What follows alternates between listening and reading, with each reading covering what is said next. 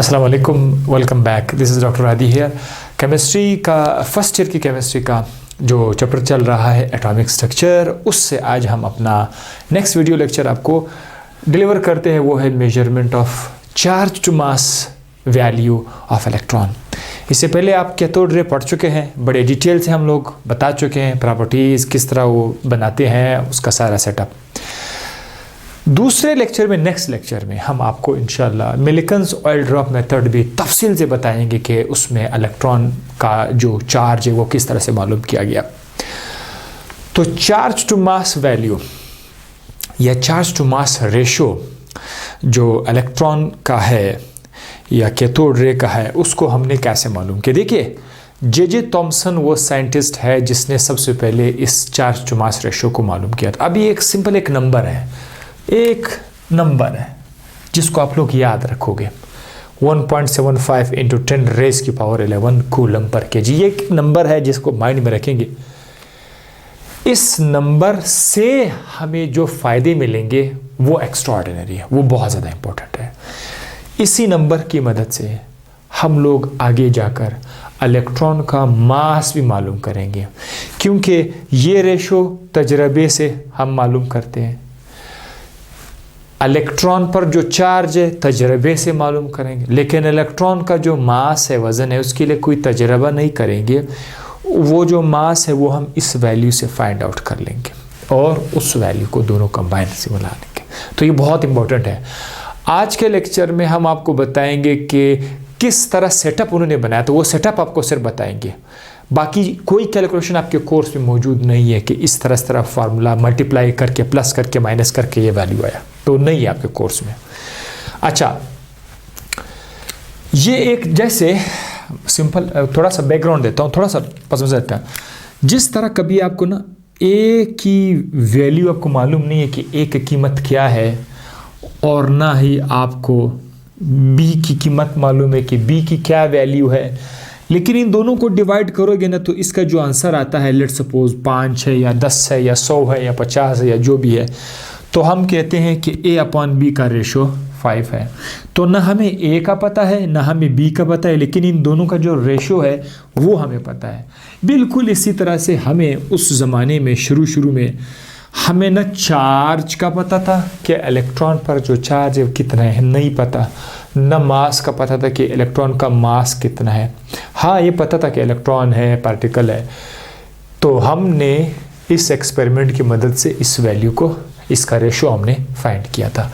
उसका तरीक़ाकार ये है कि उसी तरह से ट्यूब हम बना लेंगे। इसमें ये कैथोड है, एनोड है, वो सेटअप सारा उसी तरह से है, ठीक है। करंट आप प्रोवाइड करोगे, वोल्टेज सोर्स प्रोवाइड करोगे, कैथोड रे प्रोड्यूस हो जाएगी।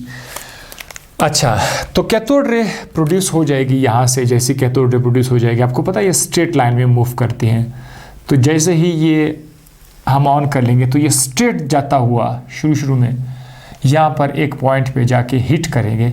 सपोज करते हैं कि इस पॉइंट को मैं नाम देता हूँ ए का नाम देता हूँ, इस पॉइंट को मैं नाम देता हूँ ए का। ये कब ऐसा हुआ? जब आपने कुछ, ना तो आपने इलेक्ट्रिक फील्ड यूज़ किया हुआ है, ना आपने मैग्नेटिक फील्ड यूज़ किया हुआ है, कुछ नहीं यूज़ किया हुआ है। बस आपने एक डिस्चार्ज ट्यूब यूज़ किया और कैथोड रे जनरेट करके वो सीधा जाकर पॉइंट पे लगता है। ये पहले से आप पढ़ चुके हैं। अब हमने उसके बाद क्या किया? उसके बाद हमने इलेक्ट्रिक फील्ड अप्लाई किया। इलेक्ट्रिक फील्ड अप्लाई करने के लिए हम क्या करते हैं? हम प्लेट यूज़ करते हैं, ठीक है। यहाँ से इलेक्ट्रिक फील्ड ऐसे बैटरी को, ये एक इलेक्ट्रोड है, एक प्लेट है, इसको जो है हम बैटरी के नेगेटिव टर्मिनल के साथ कनेक्ट करेंगे और यहाँ पर दूसरा प्लेट लगाएंगे, ठीक है। ये मैं वैसे ट्यूब के अंदर मैंने लिखा हुआ है, ये असल में ट्यूब के बाहर होंगे, ठीक है। तो आप इसको बाहर भी लिख सकते हैं। अच्छा, इसको आप क्या करेंगे? बैटरी के पॉजिटिव टर्मिनल के साथ कनेक्ट करेंगे। तो आपने यहाँ पर क्या किया?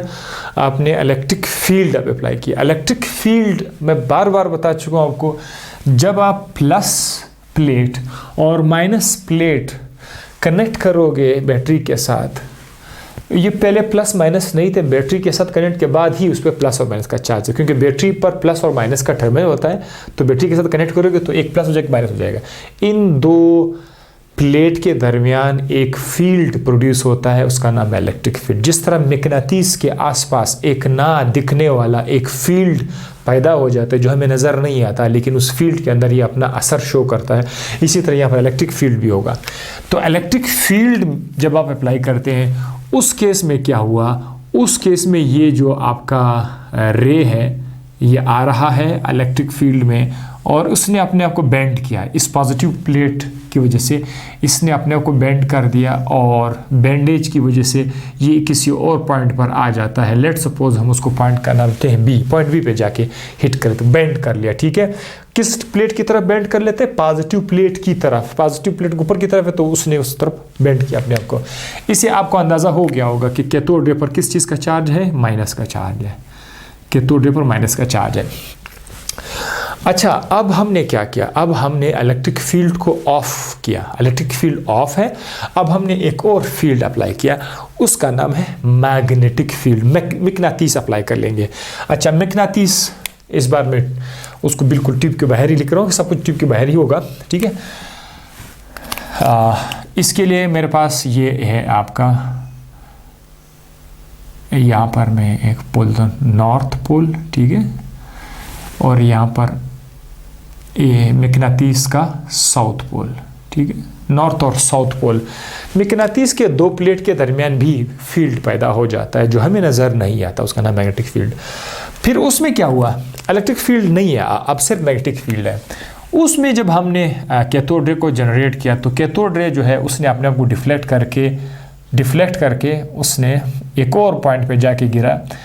उस पॉइंट का नाम है पॉइंट सी। ऊपर जा रहा है, ये नीचे आ रहा है, वो स्ट्रेट जा रहा था। तो ये तीन सिचुएशंस थे हमारे पास, हमने अलग अलग कर दिए। अब हम क्या करते हैं? अब ये तो तीन सिचुएशन में, अब फोर्थ सिचुएशन क्या है? फोर्थ सिचुएशन ये है कि हम अप्लाई करते हैं इलेक्ट्रिक और मैग्नेटिक फील्ड दोनों को एक साथ अप्लाई करते हैं। एक साथ हमने अभी तक अप्लाई नहीं किया था, हम दोनों को एक साथ अप्लाई करते हैं। तो जब हमने एक साथ अप्लाई किया और उन दोनों को इस तरह से एडजस्ट कर दिया, इलेक्ट्रिक फील्ड और मैग्नेटिक फील्ड हमारे हाथ में ही बटन है, घुमाओ, जितना इलेक्ट्रिक फील्ड ज़्यादा करना चाहते हो मैग्नेटिक फील्ड कम करो, मैग्नेटिक फील्ड ज़्यादा करो, इलेक्ट्रिक फील्ड कम करो।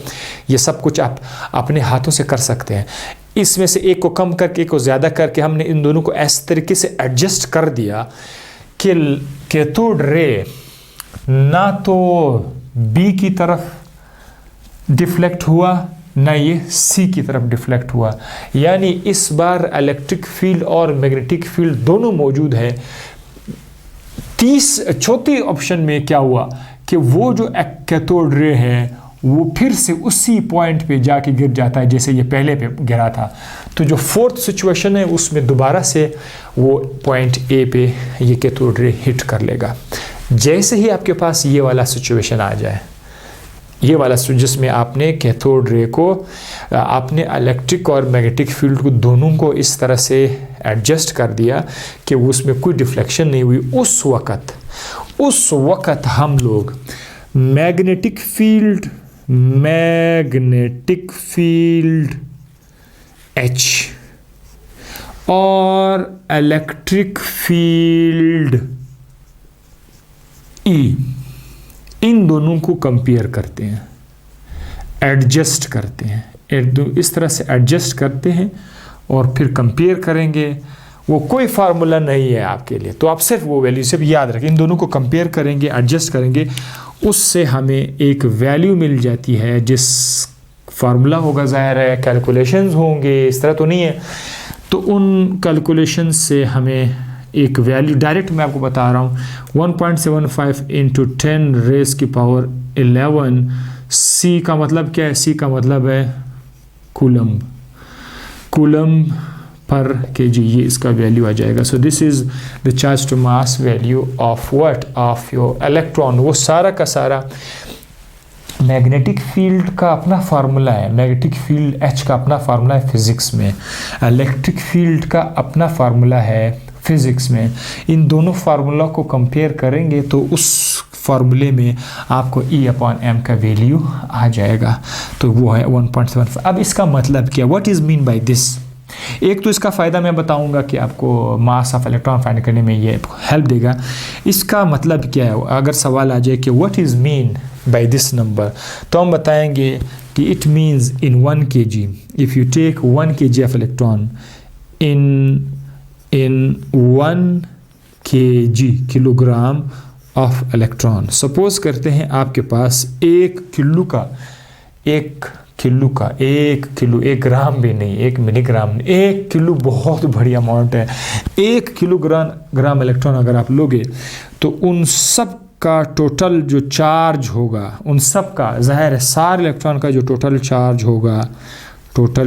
होगा उन सब पर total charge of 1.75 into 10⁻11 coulomb, यानी उन पर इतना चार्ज होगा 1.75। अब डू यू नो कि 1.75 कितना बड़ा नंबर है? एक अंदाजे के मुताबिक अगर मैं आपके सामने लिखूं तो आप ये ना पॉइंट को अगर आप हटाएंगे ना, इसको ऐसे लिखेंगे 175 लिखेंगे, इंटू 10⁻11 को 9 लिखेंगे, इस तरह आ जाएगा। ठीक है, 175 × 10⁻9।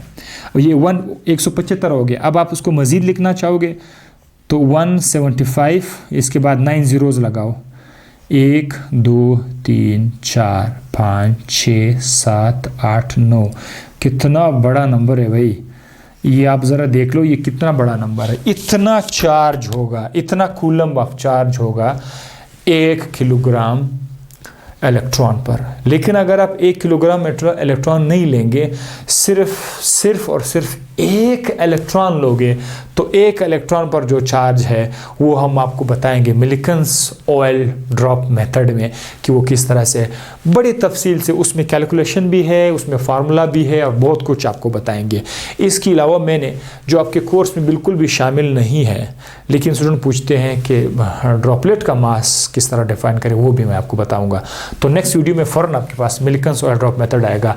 वीडियोज़ को आप लोग अपने दोस्तों के साथ ज़रूर शेयर करते जाइएगा। आप लोगों के लिए पूरे पाकिस्तान में से ये वो वाहिद प्लेटफॉर्म है जो आपको फ्री एजुकेशन दे रहा है। बायोलॉजी, केमिस्ट्री, इंशाल्लाह और भी जितने भी फील्ड्स आएंगे हम आपको डिलीवर कर देंगे। लेकिन इनके लिए आप इन लेक्चर्स को अपने दोस्तों के साथ शेयर करेंगे, नॉलेज शेयर होता जाएगा, हर बंदे को पता चल जाएगा कि क्या हो रहा है। अल्लाह हाफिज़।